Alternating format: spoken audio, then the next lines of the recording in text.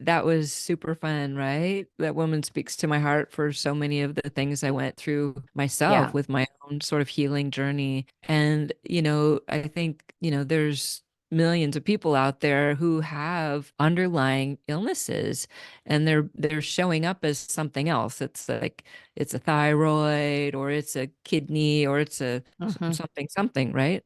But no one that, physicians right now are not getting to root cause, right? Or not Right. really like what's really underlying here, Isn't that right? always that conversation about treating the symptoms versus figuring out where it's coming from and looking at it from a more holistic approach, which is what Sandie's talking about with integrative or functional medicine. And I'm really interested in that idea that that's where you start. You check in with the body, you run the labs, you do the blood work. Not my favorite thing, but you got to have information, right? You got to have Yes. information to know what's going on. And Yeah. so I find that so interesting that that functional medicine or integrative medicine will do that. We'll start with the blood work and look at all the Yeah. stuff and then sit down and say, okay, here's the map of what's going on in your body right now. Yeah. And now, follow the lines and so you're Yeah. low in this, so we're going to need to supplement this, or you're going to Yeah. need to change your eating, or it's And just and makes and sense. holistic. I mean, body, mind, and soul, right? Yes, Like, isn't yes, that yes, yes. beautiful to Yeah, hear her talk about right, being an inside job? I mean, right. I totally get Just that. I had to, I couldn't get out of bed for almost 4 months, lost like 40 pounds. No one can figure it out. I'm just laying there thinking, this is it. And yeah, all I could do was lay there and to imagine. And I would imagine I was going to run a marathon again. yeah, That's what I kept imagining. yeah. And by the time I got better, I ran 2 half marathons. I didn't run all at once, but Right. right, but So that go was from bedridden to running a half marathon, and a big piece of that was shifting your thinking. And my we've called mindset. it stinking thinking before, or these negative Yes, things that we say to ourselves, yes, that and the idea that thoughts are things, words are important, they matter. So what are you saying in your life that's negative? What are you saying when you look in your mirror about yourself and your body? What are yeah. you saying when you look at your pocketbook about, you know, Your your finances. level of abundance, or I'm poor, and it doesn't mean you're denying reality, but you're shifting to a high vibration of what do I want more of, and not, oh, look at all these things that I hate that I don't want, and let me focus on those, which, Yeah, it's just not how we're raised necessarily, but yeah, yeah. But yeah, I think she's doing beautiful work, like really yes. beautiful work. We Yeah, need great more, conversation. more of that. Yes. Yes, please.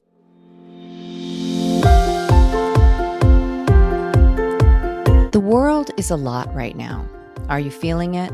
We all need new tools to help us walk through the chaos with grace, ease, and compassion for each other and for ourselves. In this podcast, you'll hear from parents, educators, and other experts who can bring perspective to the monumental job of parenting. It's time to level up and be warriors for our kids and our communities. This is the Warrior Parent Podcast. I'm Marci Mitchell.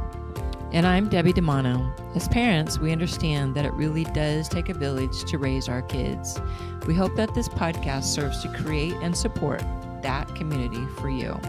Join us as we discuss and practice our core tools, which are proven mind-body techniques that can be used by anyone to improve your life on a daily basis. All right, welcome back to the Warrior Parent Podcast. We are so glad you're joining us. And today is going to be another great conversation. We'll be speaking with Sandie Gascon. She is an integrative healing practitioner and author of Heal Yourself, and founder of Integrative Healing Academy, the Integrative Healing Academy. After suffering severe side effects from medications during her 20-year battle with chronic migraines and lupus, she committed herself to healing naturally, and she developed a whole body, mind, and spirit approach that addresses the person in a truly holistic manner. She's been able to take the guesswork out of the equation by running functional lab work to determine what the body needs. Her purpose is to help educate others on the importance of shifting focus to rebuilding and rebalancing the body and removing internal and external stress so that the body can heal itself. Sandie lives in Florida with her husband, son, dogs, and horses. And so we are so happy to have you here. Welcome, Sandie. Thank you. Thanks for having me, ladies. Mm-hmm. Oh my goodness, I'm so excited to speak with Sandie today because I was doing my usual recon, which is my part of the deal here on the Warrior Parent podcast, and has so much fun just watching your story. It's a fascinating journey that you've been on, and I know I myself have been on that journey, so I'm well aware of integrative medicine and the importance of it, and I know there's millions of people in this world who have had similar journeys who are not getting the proper care that they need. So anyway, we'll get into that, but I want everyone here to hear your story and how you became an integrative medicine practitioner. Yeah, it's so true. So many people, they're not getting the care that they need. And it's sad, but the movement is growing. And I think us going through it and then wanting to share it with others, that's really key. But for me, it started chronic migraines when I was 7 years old. They just progressively got worse and worse. As a teenager, I started to have really big mood swings. I would suffer from, 2 weeks of migraines to 2 weeks of manic depression. And at age 19, diagnosed with bipolar depression, put on Effexor because it was working for my mom. None of the migraine meds had any impact on my migraines. The Effexor numbed me, kind of toned down the migraines, allowed me to function, but not really live. And after I got on it, I just wanted off of it because of the side effects and could not get off of it. And that's when I changed course from wanting to become a doctor. I was in my third year of pre-medicine and I did finish my degree, but decided to change course. I went to become a massage therapist afterwards. And it was in my final year when I was going to write my exams. I had a severe bout of food poisoning, and then my health just started to spiral. It really sucked, but then it started to get a lot worse. Wow. To As the if it point wasn't where, already bad right. enough. Yeah. Yeah. But it was kind of normal. I've had always been sick, always had symptoms and health issues and asthma and lots of things going on. But then it was like, now I can't function anymore. And a year later, I ended up quitting my job and moving home with my parents, and went through a whole year of a really deep, dark depression with no help from the medical system. And from there, it was a shift. I was listening to a podcast. That's why I'm so passionate about being guest on podcasts, because that's where I found it was like an inspiration. It just smacked me across the face. And I was like, oh, I'm looking in the wrong place. So I started to just dedicate my life to figuring out how to heal my body and not just focusing on diet, working on the science behind what was going on. I had this degree in pre-med. I knew a lot about the body. I had a minor in neuropsychology. So the brain was such a huge focus for me. Wow. And I just started to dive into how can I rebuild my neurotransmitters? How can I address this? How can I get off this drug? And it took a year to get off of it, but I was able to. And so many of my symptoms went away when I was off the drug. And I just kept going. After my brain, I started focusing on my liver and my gut and just rebuilding. But I had no idea really about labs at the time. I was doing trial and error, and I ended up causing a lot of harm. I developed interstitial cystitis, which is terrible, painful bladder condition. And I was really stubborn at the time. So I tried one more year with trial and error before I took the leap and got certified so I could run some labs, figure out what was going on, and started working with clients. And my program just slowly fell into place. I realized that the clients that I would just look at the gut were not getting success, but the clients who I was doing all this rebuilding work on and working on detox pathways, they were having great success without ever touching their gut. And I developed this program that really works with the body as a whole. And throughout this, the whole reason I was so passionate about healing was I wanted to get healthy enough to have a child. And I was able to do that. I had my son, Caden. You can see him in the background. Yes. He just drove me to keep searching for answers. And after he was born, I really moved into a lot of learning about conscious parenting and attachment-based parenting. Dr. Gordon Neufeld, I've taken almost all of his courses. So I also started working a lot with children and working, running the labs on them to see what does their brain need, what does their bodies need, because right now women are having babies and they're not supported during their pregnancy. They're not supported after their pregnancy, and we're seeing kids with more and more health issues. So it's a huge passion of mine, and a big amount of my client base is kids. Yeah. Boy, don't we know it. Yeah, that's the warrior parent mentality right there. Yeah. What can we do to lift them, to talking to those parents from all over the world, right? So, a lot of my journey through all of this has been to, it's always like root cause. It feels like you get to one root and then you get to the next root and then the next root, right? And so much of my passion now is generational trauma, and what that can do to a human being, right? And as you spoke briefly about, that is what has happened with so many generations of our kids now, right? And so it's the generations before us and the generations behind us. But not everybody here probably really understands what functional medicine is, and why we need functional medicine right now. Could you define that a little bit, and what that might encompass for someone who's listening? Functional medicine is looking at labs from the perspective of optimal ranges versus normal ranges. We want to see what's going on with the body so that we can uncover root causes, we can see imbalances, we can check for deficiencies, and we can start to repair. And we can really now, especially with genetics, we can really customize supplements to the individual versus just seeing somebody and looking at them and being, oh, you have this symptom. I think it could be this. Let's maybe give you this supplement. And it's taking a really deeper approach to healing. I find that really interesting because I've been diagnosed with Lyme a couple of times in the last 35 years. And the last time I did go see a Lyme specialist, I was in Virginia, so I was in a very high Lyme area, and saw a functional doctor basically. And it was a total different experience, but she started with so many labs, and I can't say it was necessarily fun, all the blood she took, because it was a lot.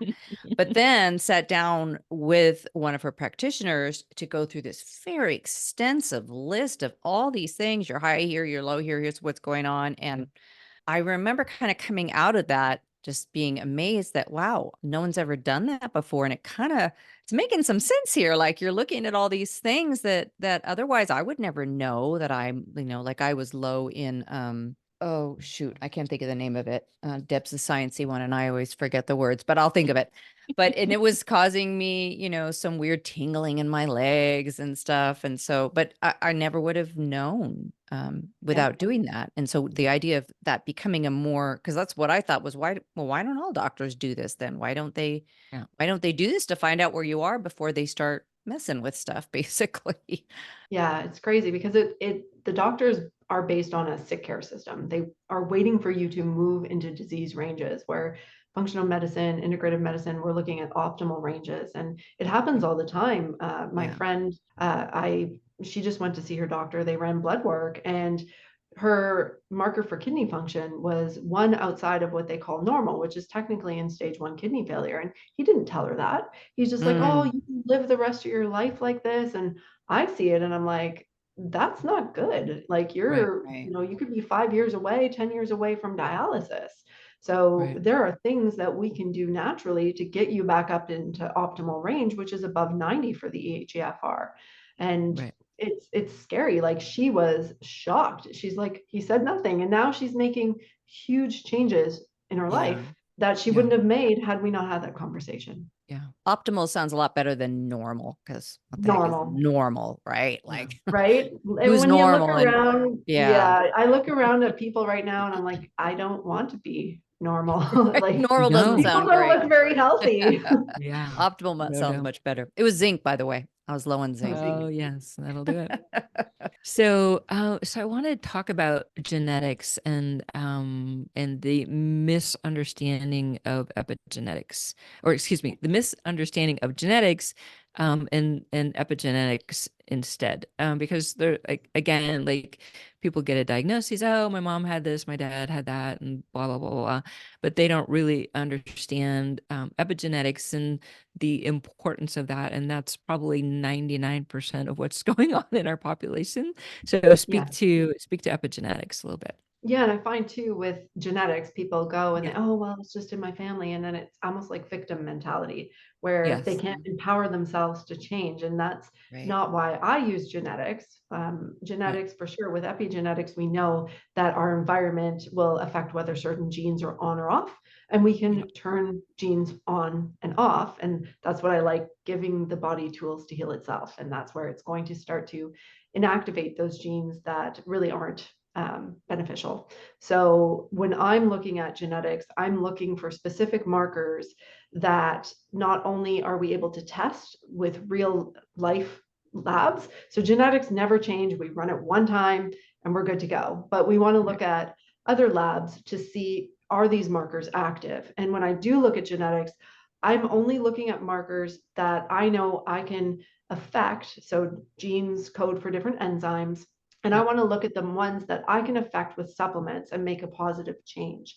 So Right. specifically for me, I'm looking at neurotransmitters and how does our body break them down so that we can kind of biohack and balance our brain so we become more emotionally stable, more able to take on stress, take on the world, but without going the medication route where we numb ourselves and we're not feeling our emotions and Yeah. able to grow as an individual. Because through feeling our emotions, that's how we grow. So huge focus on looking at the brain. And then I have a really big focus on looking at detoxification pathways because we are in toxin overload. We are bombarded from everywhere. We are getting smacked with it. And we need to get those three phases of detoxification as supported and as possible. Yeah.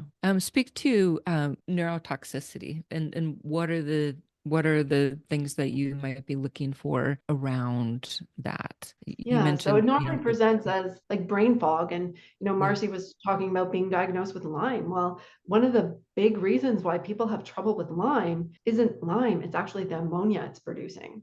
So it would be, really interesting to run your genetics and see, do you have multiple markers that increase your body's production of ammonia and really prevent you from breaking it down? Because that's one thing that I've seen is when we address the ammonia, all of a sudden the Lyme symptoms go away because the ammonia is such a neurotoxin to the brain. So that's just one of many. Any toxins Right. can be affecting the brain, causing brain fog, fatigue, causing, mental health issues and neurotransmitter imbalances. So a huge array of symptoms can come about from our body not being able to remove toxins properly. Yeah. Yeah. I'm curious where you start. Like with your son, Yeah.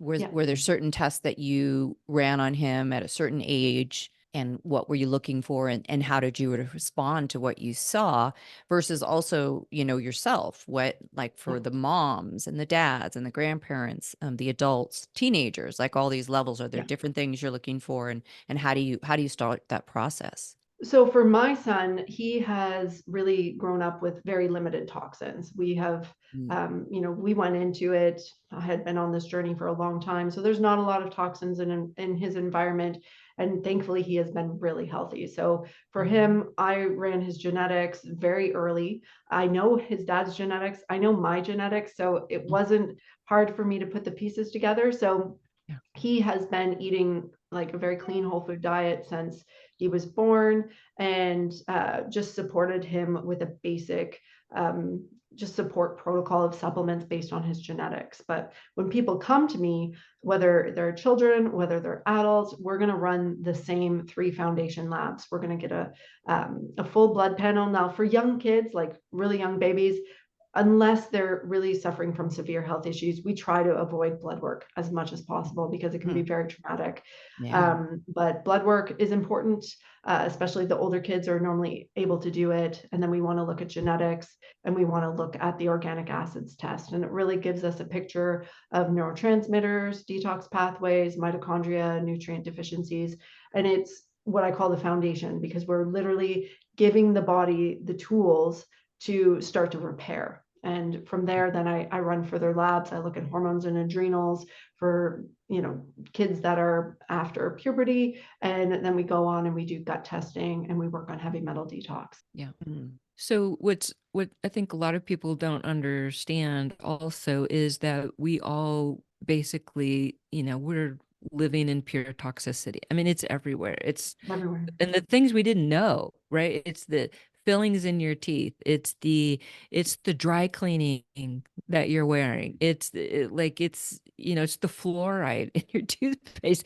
I mean, it's everywhere, and we didn't know about. I remember when I was with my naturopath in the first month or so, I'm like, so what am I supposed to do? Like I feel like I can't go outside. I'm Don't breathing. breathe the air. Yeah.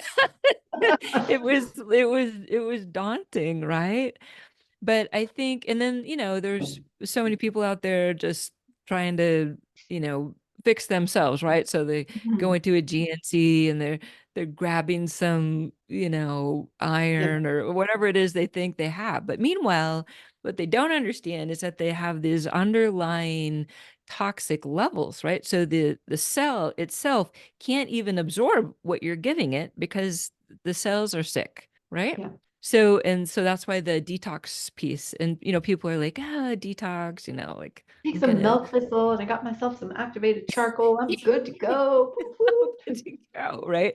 But it is very, very complicated. And I think for some people they get so scared because of that. And typically it can be very expensive, right? So I Right. think the more integrative medicine we get, the better off we're going to be. Hopefully the prices come Yep. down a little, because it doesn't always make it easy for a lot of people to Yeah. do this, right? Unless they're in a desperate situation where it's kind of life or death, right? Yeah, and But it's the tests are expensive, the supplements are expensive, working with practitioners are expensive, the food is expensive. When we order all of our meat, we order raw dairy, everything is from the farm, and it's pricey, but the farms going through, feeding their animals proper foods, not the crappy cheap ones, it's expensive for them too. And right. we've really seen this effect over the past 100 years of where they just cheapen everything down to the really crappiest materials, and they're giving it to us, and our food has become more and more chemical based than Yeah. actual real. Yes.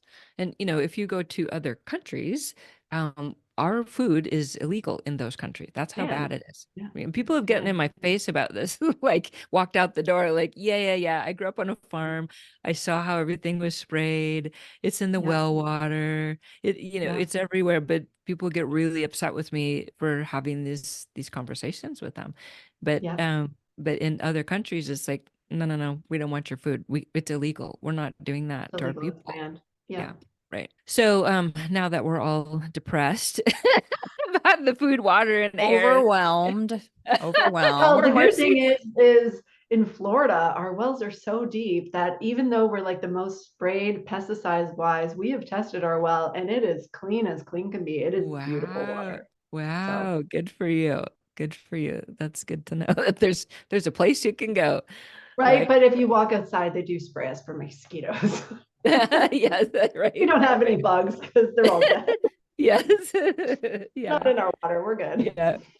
There was something that I was listening to. So Marcy and I are a lot about emotional healing, Hmm. spiritual healing. I know you talked a lot about that. And at one point I think I heard you say, I just had to visualize myself and what it was going to be when I was like on the other side of this. Yeah. Right. I had to do that in my brain. And that honestly is what I had to do Yeah. also. It was an inside job, which we always talk about. Yeah.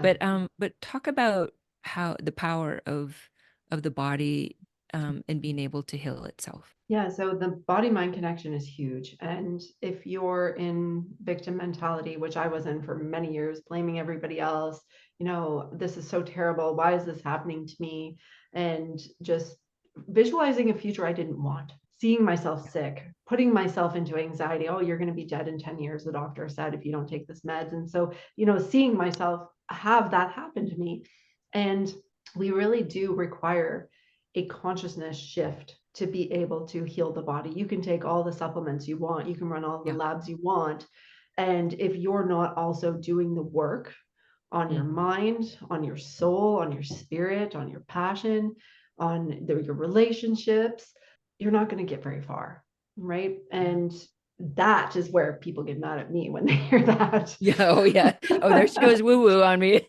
Right. Right. Go ahead, take my blood, but don't go woo woo on me. Pill can't fix everything. Yeah. And it's not to say that they couldn't improve, but to really get where they want to be. Not only you want to raise your vibration, but I find for a lot of people, it's the anxiety. And when I talk about fight or flight and the effect of cortisol and stress on the body, that's where they can really see, oh, okay, I can understand from a scientific perspective that when I am afraid of something, if I walk in the bush and I think something's chasing me, my heart rate goes up. I'm going to have my blood pressure go up. I'm going to be ready to run. And a lot of people are sitting in their chair all day thinking thoughts that are scaring them, and they are in that state all the time. And when they can see it from that picture that they are literally running a marathon all day sitting in their chair, it's pretty easy to see why they're as sick as they are. Because if you ran a marathon every day, you would be exhausted, you would be sick, you would have symptoms, these things would happen to you. And when they can put that into perspective, then they can understand the importance of needing to do some work internally. Yeah. And it's tough because that's kind of where the world is right now. And a lot of people are in, either economic stress or racial injustice kind of stress from that, or feeling not safe if you're talking about the trans community, or like there's so many things that do keep us in that fight or flight. Bills, medical bills, how, life is just not gentle and graceful by design. That's not how capitalism works. So so that's so hard for people, and obviously harder for some than others, but hard for everyone. It's just the society we've created is not designed for optimal health, essentially, in so many ways. Yeah, and that's where we have to create it ourselves, right? In our own inner Yes. space, and find that peace internally. And we're all responsible for doing that ourselves. The world is not going to change for us. We have to change the world by changing ourselves. Shout out to all those kids out there right now protesting on campuses and doing what they can to create a better world. We're all about supporting them. Totally. And in the meantime, that's why I have a really big mindset course with that all my clients, all my students in the academy, they all get access to that because it's so vital. We need to look at our thoughts. We need to start changing the way we're thinking, changing our beliefs so that we create ones that are good for us, and setting boundaries and asking for help and delegating tasks. That's all on us. That's one of the first things we started telling kids when we were doing workshops back before the pandemic, but was, thoughts are things. So what are you sowing? What are you putting out there? And look around you now. What are the things you've manifested, and how did you get here? And are you happy with what you've manifested, or are you like, whoa, I didn't want that? What can you change now to bring in things in your future that are intentional and in your value system and in what you want, versus fear-based or anxiety-based or whatever else? For sure. Yep. Marci and I are big on social emotional learning, and we have worked really hard to establish those ideas and worked really hard to get ourselves into the school systems. All of a sudden, SEL is politics, right? It's, the SEL books. Oh, no, those go in the trash. We don't talk about emotions, right?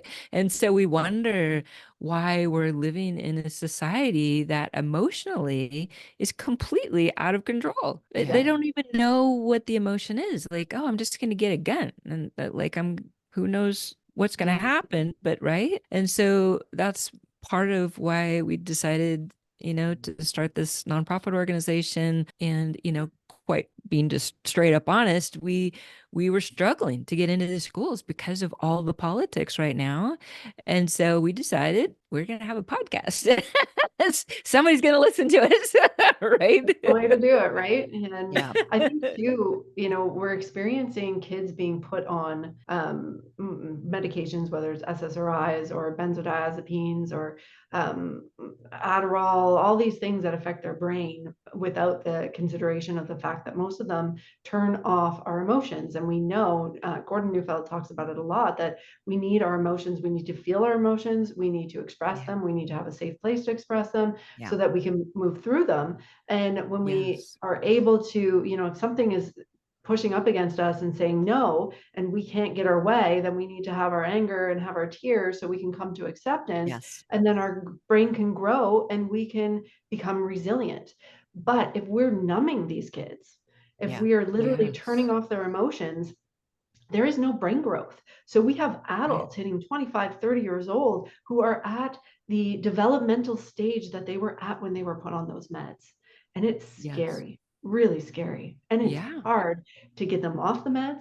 And those meds completely change the receptors in their brain. So it makes it so much harder for us to repair it naturally, because we can look at a brain, we can see what it needs, we can give it the proper cofactors, we can give it the proper precursors to make the neurotransmitters, but we can't when they're on medication, and it's really hard. Well, we talk a lot about rewiring the brain, right? And so if your brain is numb and dulled out, there's no way to do a rewire, right? It's just sitting there doing a repeat. Right. That's all it can do, right? So you can't push through it, and it may be painful. And I think resilience is everything, right? And that's why so many young adults are really struggling with this piece on resiliency, right? 100%. Yeah. Wow. It feels like we're about out of time, but one thing I do want to make sure we do is give you an opportunity to tell people how they can, because there's going to be people who are going to say, wow, I want to get those tests. I want to learn more about this. So tell people how they can find you, how they can work with you. They can get my book, Heal Yourself. It's available on Amazon and Audible. It's a really great place to start because the program is very in-depth. It goes over the program, and when you really are like, oh yeah, this is something I want to do, then you can go to www.sgintegrativehealing.com, book a health assessment, and I'll see how I can help you. Awesome. And you can work with people wherever they are, right? They don't have to be in Anywhere. Florida. Yes. Yeah. And she didn't mention, but she also has an institute. So she teaches other people how to become practitioners. I'm kind of thinking, I could maybe do this at this stage of my life. Right? I love it's really good. fun. And we have it broken down into 3 levels. So you don't have to go on and become a practitioner. You can actually join level 1 and have the tools to analyze functional medicine labs. You can have the tools to design protocols for them, know what supplements you need, and so much more. Have the support lifetime in our support group, our Zoom calls. And then if you do want to go on to become a practitioner, you definitely can. And we even help people build their online business and scale their business. We do everything at the Academy. And we really have level 1, like super easy to afford. We have an awesome payment plan. We want to get it out to as many people as we can. Yes. Excellent. Well, that's what we're all about, right? Is empowering people. We want to empower our kids to be able to have some tools so that they can get through their day. And you're empowering parents to take care of their families, and essentially empower them to maybe have their own business. Like that's exactly. Which is awesome. huge today, right? Yeah. It's so big. That's awesome. Yes. Well, thank you so much. I think we haven't Sandie. we haven't heard the last of awesome. Sandie. Yeah. All right. Thanks. Have a great day. Yeah. Take care, ladies. Bye. Bye.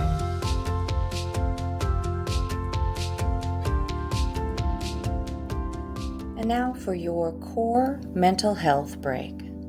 This is your opportunity to take a moment to support your mental wellness, your peace of mind, your ease and grace. Our Core Tools platform consists of a number of proven tools and techniques that are designed to reduce stress, anxiety, and overwhelm, in spite of whatever's going on in your world. We suggest you schedule a mental health break every day. It doesn't have to be elaborate or time-consuming. Set your alarm to take a deep breath a few times a day. You deserve it, and it matters. Today, let's try some sound healing by means of this binaural music. Put on your headphones if you can. Take a breath. Relax. Maybe close your eyes and just listen.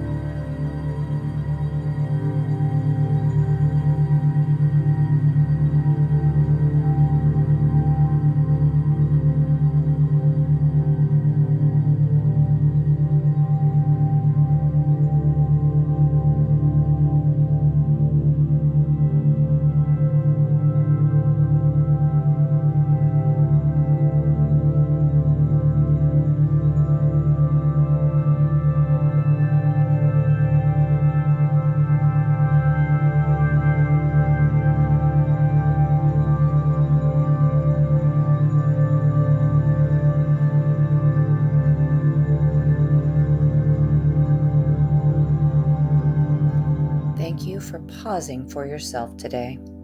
Your mental health is important, and you deserve peace, calm, and ease in your life every day. So please choose to receive it. It is always available right at your center, your heart, your core. Stay well, friends.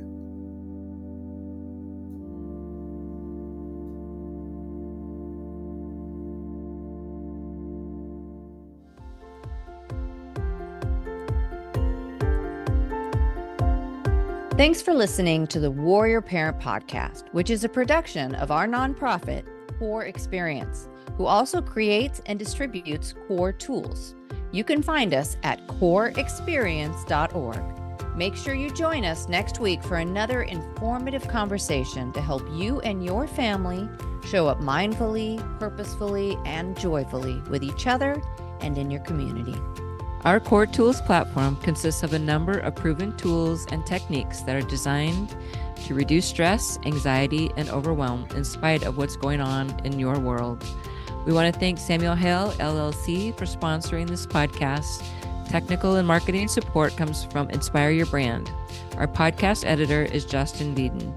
Opinions expressed by guests do not necessarily reflect those of the hosts, the producers, or the financial supporters. I'm Debbie DiManno. And I'm Marci Mitchell. Thanks for listening. If you resonate with the idea of creating a community to help support kids and families, won't you join us by following the podcast and sharing this episode? You can even write a review. It truly does take a village, and we appreciate you.